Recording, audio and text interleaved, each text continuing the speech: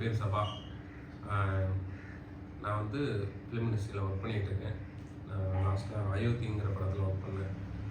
இப்போ வந்து நான் தனியாக ஸ்கிரிப்ட் ஒர்க் பண்ணிகிட்ருக்கேன். இன்றைக்கி வந்து எனக்கு பராசக்தி படத்தில் வந்து சிவாஜி ஃபஸ்ட் டைம் சிட்டிக்கு வந்த உடனே அவர் பிளாட்ஃபார்மில் தூங்கிட்டு இருப்பார். அப்போ போலீஸோட ஒரு கான்வர்சேஷன் இருக்கும். சிவாஜி வந்து பிளாட்ஃபார்மில் தூங்கிட்டு இருப்பார். போலீஸ் வந்து தட்டி எழுப்புறாங்க. டே அப்படிங்கிறாங்க. சார் அப்படின்னு அவர் எந்திரிக்கிறாரு. ஏக்கடா எங்கே படுத்திருக்க, வீடு எங்கே அப்படின்னு. சார் அது வந்து என்ன கஞ்சா அடிச்சிருக்கியா, ஏர் வண்டியில் அப்படின்னு. சார் இல்லை சார், நான் ஊருக்கு புதுசு, பேக்கு பர்ஸு ஃபோனில் தொலைச்சிட்டேன். எந்த ஊர் அப்படின்னு. நான் தஞ்சாவூர் பக்கம் திருப்பவனம். சரி வண்டி ஃபோன் பண்ணி அமௌண்ட் அனுப்ப சொல்லிட்டு ஊருக்கு கிளம்பு அப்படின்னு. இங்கே சுற்றிட்டு இருந்தேன்னா அவங்க சந்தேக கேஸில் உள்ளே போட்டுருவாங்க. சார் நம்பர்லாம் ஃபோன்லேயே போயிடுச்சு சார். ஒரு 1 வீக் கழிச்சு போலீஸ் சொல்கிறாங்க, சரி ஒரு 1 வீக் கழிச்சு எனக்கு நீ எங்கே வேலை பார்க்குற, எங்கே ஸ்டே பண்ணியிருக்கேன்னு எனக்கு வந்து அப்டேட் கொடுத்துட்டு போ ஸ்டேஷனில். இல்லையாக்கும் வீட்டுக்கு வந்து என்கொயரி போகணும் அப்படின்னு. அதோட ஒரு சீன் இருந்துச்சு. பேர் ஹரிஹரன். ஸோ எனக்கு கொடுத்த சீன் என்னன்னா, ரத்த கண்ணீருங்கிற படத்துல இருந்து எம்ஆர் ராதாவுக்கும் அவங்க அம்மாவுக்கும் நடக்கிற ஒரு கான்வர்சேஷன் அப்படின்னு மோகனு அப்படின்னு கூப்பிடணும். ஃபாரின்லேருந்து வந்திருக்க பையன், வரேன் சொல்லுமா அப்படின்ட்டு. அம்மா சாப்பாடு ரெடி ஆயிடுச்சு, சாப்பிடுவோமா. தென் மாம் சர்வ் பண்ண ஆரம்பிச்சிடறாங்க. உனக்கு வந்து இலையில சாப்பாடு போடுவா இல்லை பிளேட்ல போட்டுருவா. ஏன்னா அத்தனை நாள் ஃபாரின்ல இருந்திருக்காரு.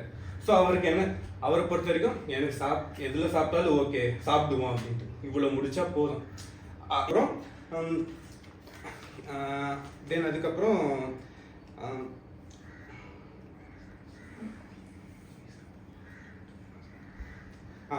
அண்ட் இன்னொன்று வந்து ஃபர்ஸ்ட் ஒரு எமோஷனலாக என்ன இருக்கணும்னா வந்து சாப்பாடு எல்லாம் பரிமாறுறது இது பண்ணுறது. அவங்க நினைப்பாங்க நான் சாப்பாடு உனக்கு பரிமாறிட்டு அப்புறம் நான் போய் சாப்பிட்றேன் அப்படின்னு சொல்லிட்டு. அதெல்லாம் ஒன்றும் இல்லை, நான் போட்டுக்கிறேன் சாப்பாடு வச்சுட்டீங்க நீங்கள் சாப்பிடுங்க அப்படின்னு சொல்லிட்டு அது ஒரு நார்மலாக இருந்தால் போதும். ரொம்ப எமோஷன் போட்டுட்டு இருந்தா வந்து இந்த காலகட்டத்துக்கு வந்து இதுவாகுது. அப்பெல்லாம் என்ன பண்ணுவாங்கன்னா, சாப்பிட்ற வரைக்கும் இருக்கணும், அவன் சாப்பிட்டதுக்கு அப்புறம் நான் சாப்பிட்றான், என் பிள்ளைய நல்லா கவனிக்கணும். அது வந்து ஒரு சீனா பார்க்கும்போது அப்படி இருக்கும். இப்போ அப்படி இல்லை. நான் என்ன பொறுத்த வரைக்கும் அது கேஷுவலாக இருந்தாலே போதும். அது நான் வச்சுக்கிறேன் நீ சாப்பிடு அப்படின்னு சொல்லிட்டு அவங்களும் உட்காந்து சாப்பிட ஆரம்பிச்சிடுறாங்க. ஒன்றும் திணிக்கிறதுக்கு அவங்க ஒன்றும் இல்லை. அவன் சொல்றான் ஏன் இது பண்றீங்கன்ட்டு. ஆனா அந்த சீன்ல வந்து திணிக்கிறான் எல்லாத்தையும். இதுல வந்து கேட்கறான், அவங்க வேணான்னு ஒன்று இது பண்ணிடுறான். அப்படி இருக்கிறது தான் ஒரு நல்ல கான்வர்சேஷன், ஒரு நல்ல சன்னுக்கும் அம்மாவுக்கும் உள்ள பாண்டிங் இருக்கிறது நான் நல்லதுன்னு நினைக்கிறேன். அண்டு மேலும் வந்து இல்லை அதுக்கப்புறம் வந்து இன்னொரு விஷயம் சொல்லுவாங்க. நான் வந்து இந்த டைலாக் இருக்க, பங்களால இருக்க வேண்டியங்களா அவுட் ஹவுஸ்ல இருந்தா இதுதான் பிரச்சனை அப்படின்ட்டு. அந்த சீனை வந்து இந்த காலகட்டத்தை நான் எப்படி எடுத்துட்டேன்னா, இவங்க இருக்கிறது வந்து 2nd ஃப்ளோர்ல, கீழே வந்து கிரவுண்ட் ஃப்ளோர் இருக்கு, சொந்த வீடு தான். அவன் பையன் சொல்றான், அதுல வந்து சொல்லுவான் எதுக்கு இங்க இருக்க, நீ அவுட் ஹவுஸுக்கு போன்ட்டு.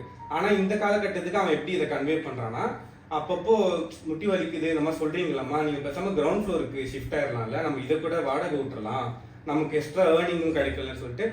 இல்லை அப்படி அந்த காசுல தான் கீழே இருக்கணும்னு ஒன்றும் இல்லை, எனக்கு ஸ்பேஷியஸாக இருக்குது, நான் அம்மாவும் தனியாக இருக்கேன், கீழே ரொம்ப அடைஞ்சு இருக்கிற மாதிரி இருக்குது, இன்கேஸ் எமர்ஜென்சியாக ஃபியூச்சரில் நமக்கு ரொம்ப மணி நீடடாக இருந்தால் நம்ம கீழே போயிடுறேன் அப்படின்னா சரி ஓகே ஃபைன் அப்படின்ட்டு அவங்க எல்லாத்துக்கும் ஒரு பதில் வச்சுருக்காங்க. ஒரு கரெக்டான சினாரியோ தான். இப்போ அந்த சீனை வந்து நான் இப்படி எழுதியிருக்கேன். அண்ட் வந்து இன்னொன்று சொன்னாங்க, என் ஃப்ரெண்ட்ஸ்லாம் வரும்போது வந்து நீ வந்து துறந்தான் கூப்பிடணும் அப்படின்ட்டு. அப்படி இருக்கிறதுக்கு வந்து இந்த டைம் பீரியடுக்கு எனக்கு அந்த மாதிரி எனக்கு பிடிக்கல. அந்த மாதிரி ஒரு அம்மாவை வந்து ட்ரீட் பண்ணுறது வந்து எனக்கு பிடிக்கல. அது எப்படி இருக்குன்னா, நாளைக்கு என் ஃப்ரெண்ட்ஸ்லாம் வராங்க, இது பண்ணோம், ஒரு அம்மா வீட்டில் சொன்னால் அடப்பாவே முன்னாடியே சொல்லியிருக்காங்க, வீடை கொஞ்சம் க்ளீன் பண்ணியிருப்பான்ல. இல்லை இப்போ இதுவே நல்லா தான் இருக்குது, ரொம்ப என்ன கொஞ்சம் கிளம்ஸியாக இருக்குது, லைட்டாக க்ளீன் பண்ணிக்கலாம், என் ஃப்ரெண்ட்ஸ் ரொம்பலாம் வந்து அதெல்லாம் பார்க்க மாட்டாங்க, அதுதான் ரியாலிட்டி, அப்படி தான் இருப்பாங்க.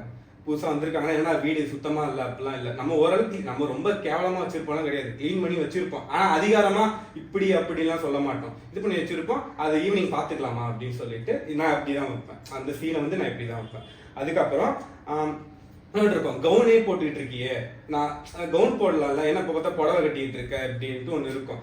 எனக்கு இதுதான்ப்பா, இல்லை இதெல்லாம் எனக்கு பிடிக்கல அப்படின்னு சொல்லியிருப்பான். ஆனால் நான் இதை எப்படி சொல்லியிருப்பேன்னா, அம்மா நீ எப்பயுமே சாரி தானே கட்டுற, உனக்கு சுடிதாரெல்லாம் போட்டுக்கணும்னு ஆசை இல்லையா, உனக்கு சுடிதார் நல்லா இருக்கும்னு. இல்லைடா எனக்கு அது இப்போ வரைக்கும் நான் போட்டதில்லை, எனக்கு அது கம்ஃபர்ட்டாக இருக்குமான்னு தெரியல அப்படிங்கிறான். இல்லம்மா நீ நான் பிறந்து ஒரு 10 இயர்ஸ் கழிச்சு தான் நீ நைட்டியே போட ஆரம்பிச்ச. அப்போ ஃபர்ஸ்ட் டைம் பார்க்கும்போது எங்களுக்கு புதுசாக தான் இருந்தது. அதுக்கப்புறம் உனக்கு அது கம்ஃபர்ட் ஆயிடுச்சுல. கரெக்டு தான்டா. அப்போ எனக்கு தோணுச்சு போடணும்ட்டு. பட் நான் ஃபியூச்சர்ல எனக்கு போடணும்னா நான் போட்டுப்பேன். அது போடக்கூடாதுன்னு ஒன்றும் இல்லை. போடனா நான் போட்டுப்பேன் அப்படின்னு ஒன்று. ஆனால் எனக்கு ஒரு நாள் ஆசையா இருக்குமா நீ போட்டு எப்படி இருக்குன்னு பார்க்கணும்னு சொல்லிட்டு ஆசை வேணா நான் சொன்னேன் அம்மா நான் போட்டு காட்டுக்கிறேன் அப்படின்னு சொல்லிட்டு. ஆனால் அது பிடிச்சிச்சுன்னா அம்மா நான் கண்டினியூ பண்ணிக்கிறேன் அப்படின்னு சொல்லிட்டு சரி ஓகே ஃபைன்மா அப்படின்னு சொல்லிட்டு திணிக்காம அது இதுவாக சொல்லிடுறாரு. அடுத்து வந்து இதெல்லாம் முடிச்சதுக்கு அப்புறம் அவங்க அம்மாவோட சொல்லுவாங்க உங்க கல்யாணத்தை பத்தி. எனக்கு இப்போ இந்த சீன் பார்த்த ரத்த கண்ணீர் அதுல எனக்கு இப்போ வரைக்குமே அக்செப்ட் பண்ணிக்கினா அந்த ஒரு விஷயம் நான் அக்செப்ட் பண்ணிக்கிட்டேன். மற்றதெல்லாம் கூட ரொம்ப ஓவரா இருந்தது. அவன் என்ன சொல்லுவானா நோ நோ நோ உங்க ஆசைக்காகலாம் என்னால் கல்யாணம் பண்ணிக்க முடியாது, நான் வேற ஒருத்தையை பார்த்துருக்கேன். இந்த காலகட்டத்திலே அப்படிதான் இருக்காங்க. நம்ம வந்து கல்யாணத்தை வந்து நம்மளால திணிக்க முடியாது, பிடிச்சிருந்தாதான் பண்ண முடியும்.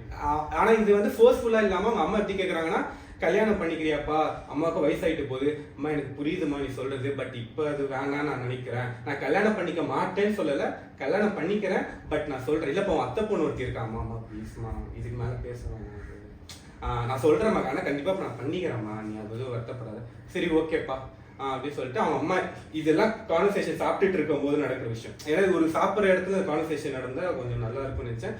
அப்புறம் எந்திரிக்கும் போது எல்லாமோ சொல்றது சரிப்பா சாப்பிட்டு முடிச்சுட்டு இது மட்டும் தட்டு மட்டும் வச்சிரு, சாப்பாடு தட்டு மட்டும் வச்சிருன்னு சொல்லிட்டு சரி ஓகேமான்னு சொல்லிட்டு அவங்களுக்கு அனுப்புறாங்க.